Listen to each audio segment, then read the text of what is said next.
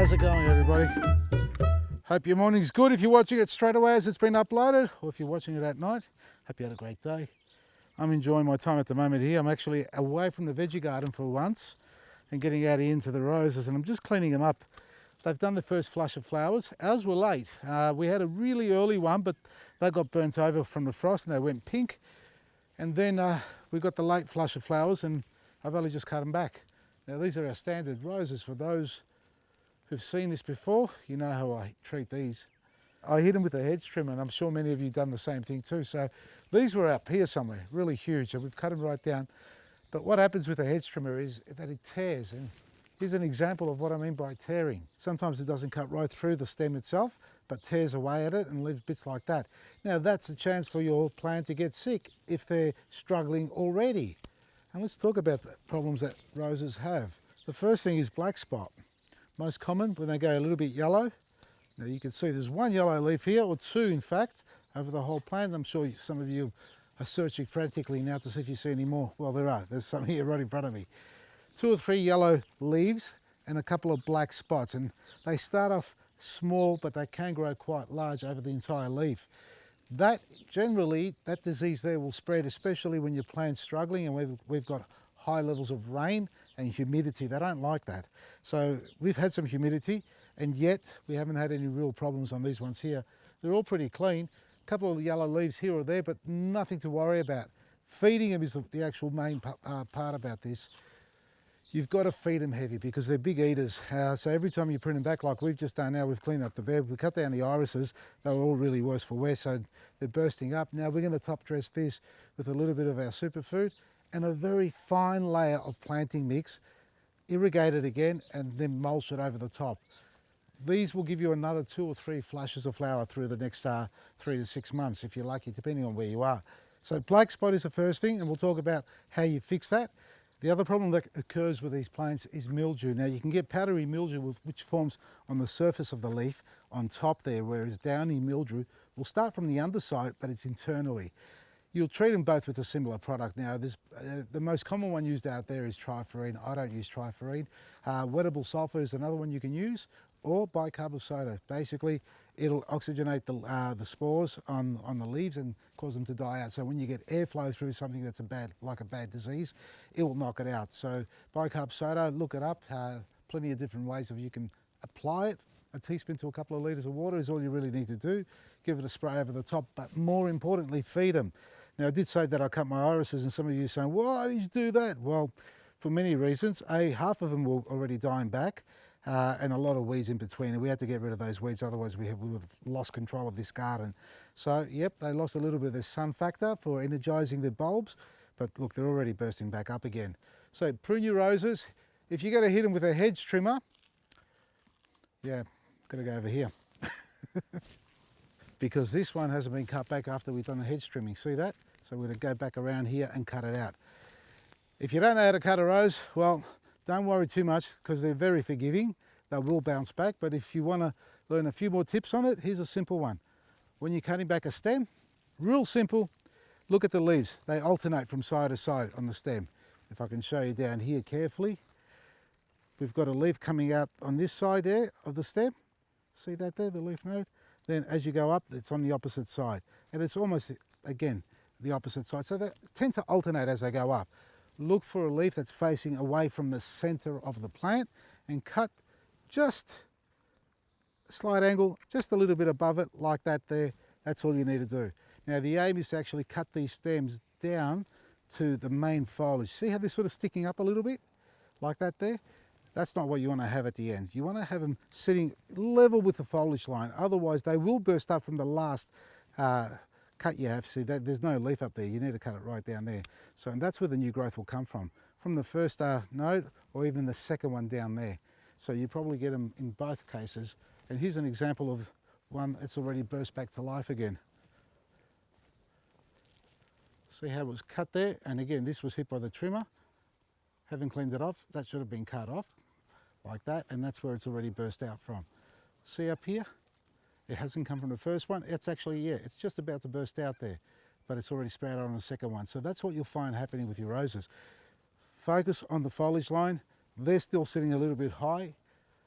I've got the young lad helping me, by the way, so you can understand what's going on. So I'm going to go around and clean these up and show him that he needs to cut these back down a little bit more, down to there like that, so you don't see all these sticks sticking above.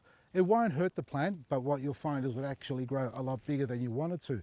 You want to keep it more condensed, otherwise they get really big like that, and that's half the size of when it was in full flower. Beautiful stem on that. That's really healthy, and so is that one, considering it actually had split right at the bottom. And I've had a few emails come through asking me, what do you do with the rose? Well, you've got to patch it up.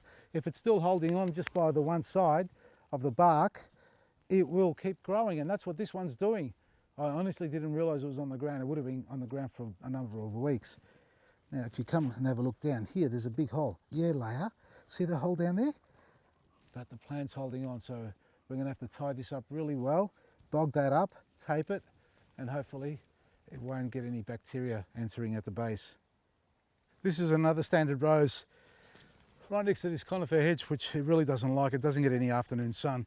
So I've decided that this bed here, we're going to basically overhaul it, get rid of this one here, there's only the one here, and take it somewhere else where we can actually give it a bit more space and sunlight so it can grow better. Hybrid tea standard, completely different from your Floribundas. See how they've got a tendency of growing long leaders, not so bushy inside, and they get a single flower on top, or maybe two. But when they do that, you can't sort of hedge trim these ones like you do with a Floribunda, because they're really bushy, the Floribundas. They've got clusters of flowers and lots of foliage, and they have multiple spikes coming out. And the Floribundas don't grow long leaders like this. They actually grow clusters, and they're more bushier overall. So by comparison, I mean, I love the flowers on the hybrid teas. They're a gorgeous, variety. They've got so many wonderful variations in the flowers, and so large as well. But I like the shape of the Floribundas. These need a lot more work than the Floribundas do. And this one here, and that's why we came here initially, is to tell you that this one broke in half as well many moons ago. Yeah, don't judge the overall head on it, because look at the conifer behind.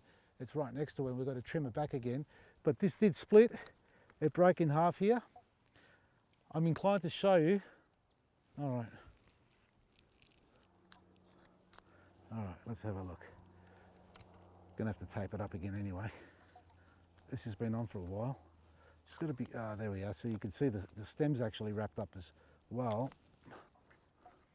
with the tape. That's what I hate.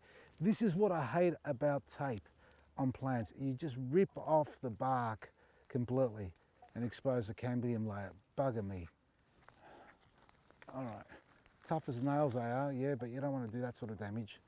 Well, if the snap didn't kill it, I reckon my unveiling will probably kill it. We've got plenty of bark on the other side, but that's old wood. That looks like it's already been, separated. It's not fresh, it's dry. And I'll show you what I mean. Here, see it on there? So there's no moisture in there. And that's basically the bark itself, the outer layer, stuck to the tape. And if it has slight movement or, dislodgement, it'll peel off. And that's what's happened here. Now that hasn't killed the plant, because that's been gone like that for a while. Now, I want to unveil this, but that's where the snap is. Problem I have here is, by the time I get all this tape off, I'm going to take off all the bark. So I'm in a difficult situation here, folks. Somebody tells me it's going to go anyway, so let's just do it. All right. I can imagine the thoughts going through your heads now. Okay. Duct tape, really? This is what we used? Just for the record, folks, when they found this broken, it wasn't me who was home to fix it. So the kids rang me up and said it's in half, and oh, we're lucky. So they grabbed duct tape. Look at this. Quite old and woody there. Okay. There's the snap. Look. See the snap there? So it hasn't really healed. And it wouldn't have healed because it's got air pockets in it. So if there's air pockets in it, the worst thing is it won't heal and become top heavy again, hence why we had to tie it up so hard. But the worst case scenario is if it breaks off completely for you, what you can do is literally cut it just below there and then have it grafted down below. It can be done. Now, this is not the time to do it, But at the end of the day, if you ever come across one of your roses snapped in half as a standard, well, you can graft them again. Otherwise, the rootstock itself will sucker off, and you'll no doubtly get a single petal red or burgundy flower coming out of it. But now we're going to tie this back up again. Well, folks, it's proof that if it snaps off and not entirely, that you can still keep the rose alive for many years. Just simply tie it up on a sturdy stake and enjoy the flowers as they come through each season. Otherwise, if it does snap off, well, cut it off completely to a clean cut and then have it grafted. And we'll do some demonstrations later on how to do that as well. Hopefully you haven't got a broken rose.